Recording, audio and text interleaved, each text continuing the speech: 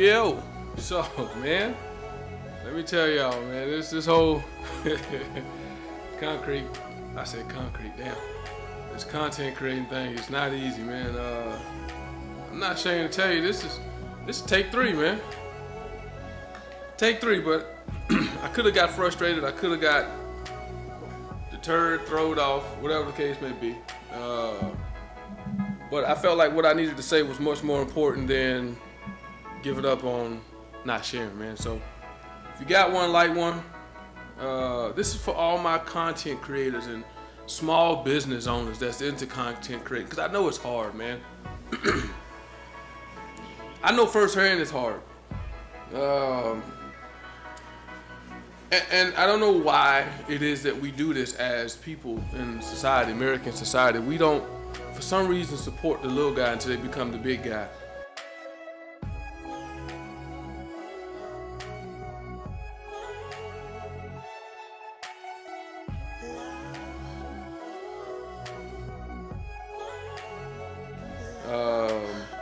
And then when we latch on to the little guy, once they become the big guy, we try to make it seem like we were there rocking with them all along. And I just say this, man, for all of you guys that are little, like myself included, I'm going through some struggles too, just like everybody. And that's why I don't feel bad about saying this, because I know somebody out there needs to hear it. And just as much as them needing to hear it, I need to hear myself say it. So a lot of times these videos are forms of therapy and motivation and inspiration for myself. And if it reaches someone else, great, man. That's what it's all about. So please dive into the comments and let me know. Everybody else is out there having the same problems. And it just seems to be a systemic problem within the community of creators, is just clients, right? Clients, marketing, finding your people, finding the people that work with you and what you do. Because for me, I am trying to beat my head against the wall with understanding and figuring out and trying to market to and provide luxury portrait art services, right?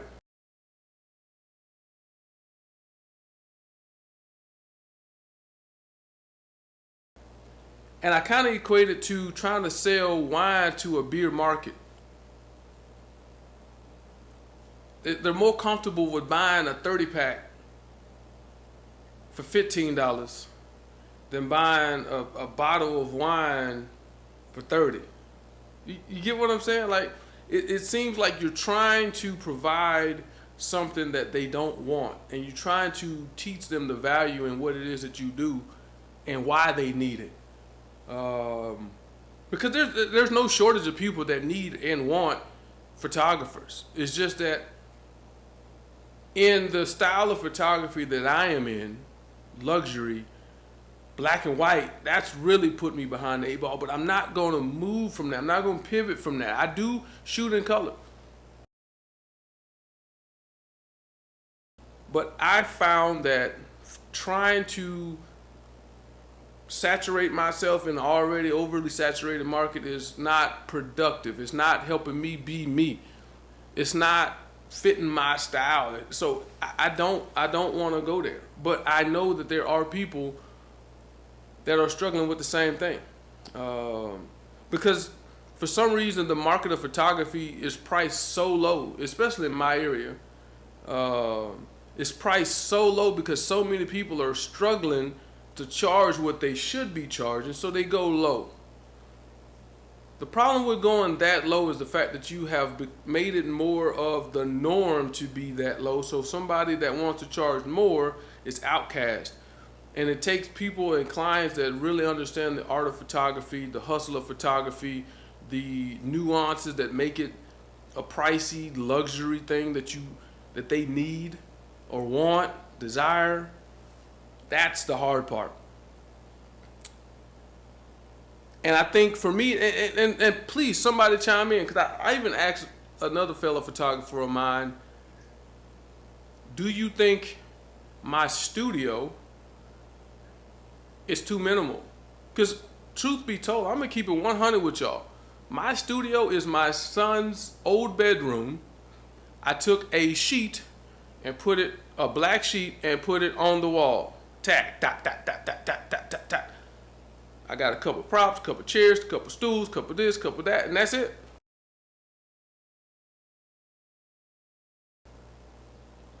And I feel like sometimes when I walk into a client's home or I walk onto a set with a client and all I show up with is one camera. Hold on.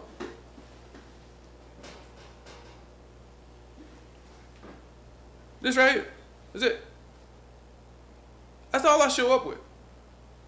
Like an M11 monochrome with a 50 Summicron F2. That's it. Super high quality camera. But because I'm not walking up with a backpack, suitcases, drones, soft boxes, strobes, lights, flashes, I kind of feel like that's what they're looking for. So maybe if I showed up with more, I could charge more. Is that how that works? I don't know. I'm lost.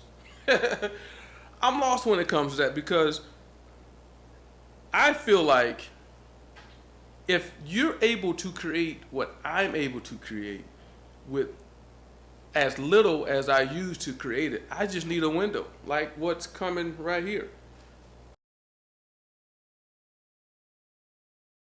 That's it. I just need a window. And then I can play around with the light and how to move the model and the subject and this and that, and figure it all out and create what I want in camera versus trying to create it with a bunch of bullshit lights. And now the model is sitting there, or the client is sitting there waiting on me to finish setting all this up before we can get started. And now the clock is ticking, and if you charge me by the hour, do you charge for that time of you trying to get your shit together? I don't think that's fair for the client. I don't think you setting up your lights and your equipment and all that shit is fair to the client to be sitting there. And don't think for a moment, some of them clients ain't thinking, man, you charging me for this time? Shouldn't you have yours together already? That's why when I show up with my one camera and my one dope ass vibe, I get right to work.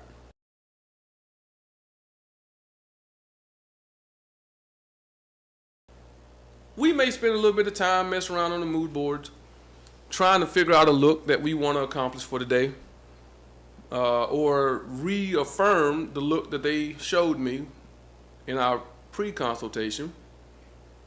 I just want to affirm and confirm and get the vibe right, set the music up, all those different things. Goes into what I'm doing before I start shooting. I may take a couple test shots to make sure my settings in my camera right, the ISO, the aperture, the this, the that, is all that. That's why I love the Leica system. It's easy. It's expensive, but easy. And some people argue, why would you pay so much for a camera that doesn't have a lot to it? Because that's why I love it. I value that. I value the fact that I don't have a lot to think about and do and play with. And now I'm sitting there flapping around with settings while the model is sitting there or the client is sitting there looking at me like, bro, what you doing? Let's go. I got somewhere to be. I got to pick my kids up at 3, 4 o'clock, whatever the case may be. Right? So I know. I know it's tough. Keep your head up. Keep your head up and keep pushing. Why not you? Why not you? Why can't you be the one that sets the market apart and be the trailblazer in the market versus just being another sheep? All right, I know everybody on Facebook or Instagram, wherever, you've seen that picture where you got all these white sheep. You got that one black sheep just sitting in the middle, just standing strong, chest out, boom, I'm here. I ain't scared to be different. That's me. That's me. I'm not scared to be different, folks. If you want different, call me, DM me. I'm not hard to find. I'm not hard to find. Work like mine is hard to find, though. Let's be 100. I'll beat myself on the chest with that. Work like mine is hard to find. Because you got a lot of hobbyists out here who, they shooting like everybody else. They practicing on y'all. And you playing for somebody to practice? Man, stop. I see some of the work, and instead of commenting, yo, you could have did this, this, this, and this better, or why'd you do this, and I just keep strolling, man.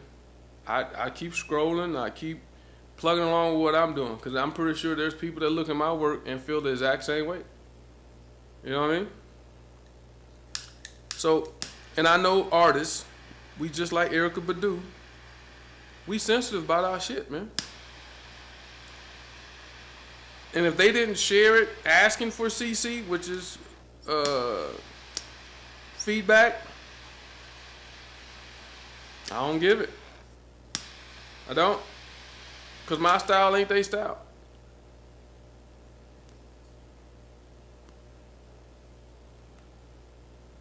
Because I know I cuss them out in a heartbeat for jumping in my comments talking about, bro, why you do this? This would have looked better in color. Or was this a... Man, look, man. Do you, bro? I don't come to your house and tell you how to... Your old lady. I don't come to your house and jump all in your kitchen. I ain't in your car telling you how to drive. Bro, move on. Kick rocks. If I ask for it, cool. There's certain people I do ask for critique. Yo, what could I have done better here? I send them an image or a group of images. But those people should feel very privileged because I don't do that. I only do that because I feel like there's something to gain. There's something that you do that I want to get better at. Or I'm in love with my images. So I'm never going to really break them down and critique them like that. You have no dog in the fight of that image. So, of course, you going to look at things from a totally different lens and, no pun intended, a totally different lens than what I looked at it through. And be like, yo, did you notice this over here? Don't quite fit in with the composition or it's distracting and this. And then once you see it, you can't unsee it. That's the good and the bad of critique from people. Once you see it, you can't unsee it. I remember I thought I had a dope ass image of a young lady, and one dude was like, "Bro, why it look like she got a?" And of course she didn't, but it was just the way the shadow was formed in that area that made it look like it was. So, and once I couldn't unsee the shit, so I almost had to just delete it. Like I can't unsee the shit no more. You fucked the whole image up for me. But that's just how it is. And that's why I say, find you a good mentor, good somebody that you feel like is better than you. Don't find nobody you feel like is even or below where you at in skill. Because you're going to take that feedback and you're not going to really do nothing with it because you feel like, who are you to tell me? Man, look at that's what you're thinking inside. You ain't telling them that, but trust me, the thoughts are there.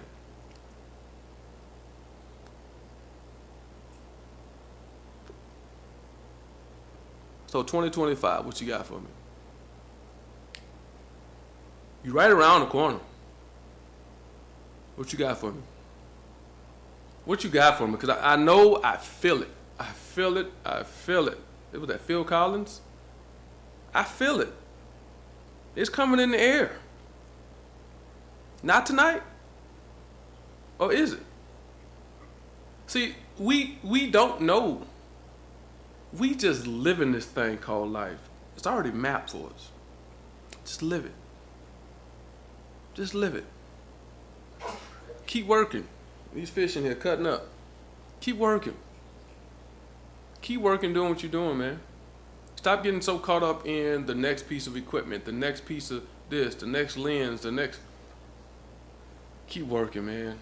Produce the work you want to produce for you and your clients, your fan base.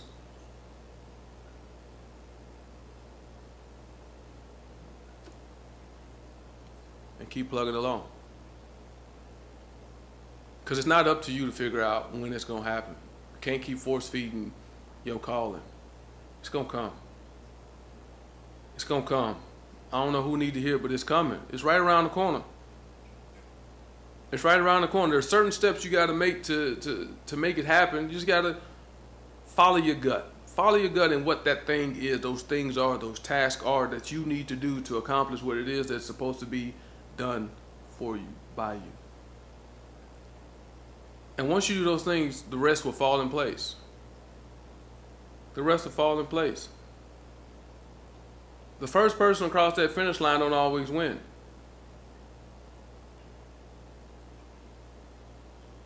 Yeah, I tell my daughter that all the time. She always rushing through her homework just to get back in front of another device or with this and that. Yeah, you finished, but look, you about to sit down and redo it because it's messy, it's sloppy. You got this wrong.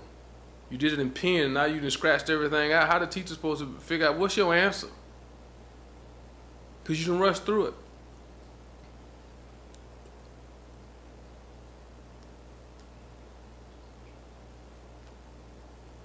You got the right answer, but you did it in such a sloppy, unorganized way that I want to teach you a more efficient way to get to where it is that you need to go. But I got the right answer. Yeah, you got the right answer, baby. I got it. But can we clean it up a little bit? Can we dress it up? And it's the same thing you got to do in your business. Yeah, you getting the clients, but what can you clean up? What fat can you trim off that brisket, man? You know what I mean? What fat can you trim in your business to be more efficient? That way you don't get lost in all the stuff that's going on. The consultations, the edits, the drive, the dates, the times, the locations, the outfits, the this, the that. Leaving shit at home because you rushing to get to the house, because you panicking and franticing. I guess for me, the military helped me with that. PCC, PCIs, pre-combat checks and pre-combat inspection. So a lot of time when I have a shoot, man, I put down everything I'm supposed to do, and I pack everything I got and I lay it out and I put it on the counter. Put it next to the door. That way I know I ain't gonna forget it if it's sitting next to the door. Hell, I gotta trip over it to get out the door. So yeah, find your battle rhythm. Find the things that you do well and just keep doing them that way. You may think it's monotonous. You may think it's redundant, but nobody see you doing it but you. To everybody outside of you, you look like a well-oiled machine, even though to you it's like, man, I do this shit every morning. Yeah. Now it's habitual. Now it's hard to forget something. So keep doing you.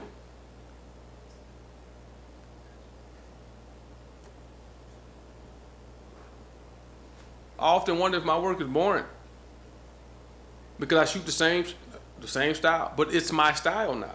You know what I mean? It's my style. Nobody can take that black sheet on that wall away from me. Nobody can take the vision I have away from me. It's mine. You can't take that.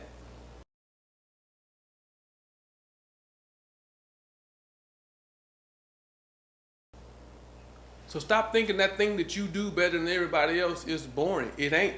Because to them, it's the shit. To you, it's shit. So put some respect on your own name. Put some respect on your own craft, your own vision, and what you do and how you do it. Because as soon as you start doing that, the client's going to do that. It's no different than that Louis V purse. Take that label off, it should be at DD's discount somewhere. Or JC Penney. You put the label on, now all of a sudden it's some exotic, can't get it, $1,500 bag. You know what I mean? And only the best of the few can afford it. And everybody else look at it like, damn, I just gotta go over here and get this knockoff.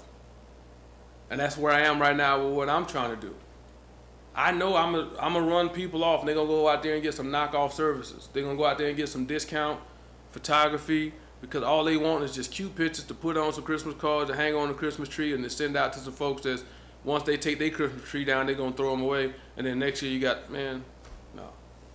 I'd much rather create you a big ass picture to hang up in your wall or a leather album that you will always have and you can pass it down to your kids and your kids' kids. You feel me? So that's what I'm trying to do. So, man, please, all creators and photographers, please jump in these comments. Let me know what you're struggling with, man. Because I may be struggling with the same shit. We can sit down and we can chop it up in the comments and have a good old time over a cigar and something to sip on, man, to try to figure this out. Because it shouldn't be a competition. Now, should you be competitive? Hell yeah. Hell yeah, be competitive. I'm not telling you that if somebody out here winning all the gigs, you shouldn't be out here trying to figure out how you can get some of them gigs and be just, man, of course, compete. But not to the point where you are, what they call it, gatekeeping. If you know something, share something. Just because you share it don't mean that joker that you shared it with going to be able to execute it the way you execute it. See what I mean? So share it. Don't be so, ooh, this is mine. You're not getting my knowledge. Man, your knowledge. Somebody gave it to you. You ain't nothing under the sun is new, man. Somebody gave you that little nugget that you using. They gave it to you. And then you gonna suck it in and just hold on to that mother, man. Trust me, I've gotten into it with a few photographers in a few groups for that same shit. Yo, I'm trying to be able to, hey, well, just charge more. I'm not in that industry. You in Vegas. You can throw a rock and hit a motherfucking millionaire and his wife. So yeah, you can charge $3,500 per shoot. They got it. Come to El Paso and try this. You're gonna be right next to me trying to figure out how in the do we make this happen. What can we do? All right, well, shit, I guess I'll do this little $1,500 shoot. I'll do this little $300 shoot. I gotta find a way, man. Shit, yeah, I take 100. You know what I mean? Yeah, come to my market with that same little bullshit attitude. That, well, just charge it. Okay. If you could charge it, ain't nobody for to pay that. So, it's just a matter of keep plugging along, folks. Keep plugging along. Bottom line, keep plugging along. And see where you go. Follow your passion. And depending on how old you are, follow your nose, man. Like them Fruit Loops commercials, man. Follow your nose. Have sight beyond sight. He-Man. Man, I'm pulling out all the stops. Hanna-Barbera. Yeah, let's go. But yeah, I'm going to wrap this up, man. I really appreciate all y'all, man. Once again, dive into the comments. Let me know how y'all feel about this, man, because 2025 going to bring me something real special. I feel it. I feel it. And with that, I'm out. Stu, Grumpy Vet Photography, The Streetwalker. Chime in, man.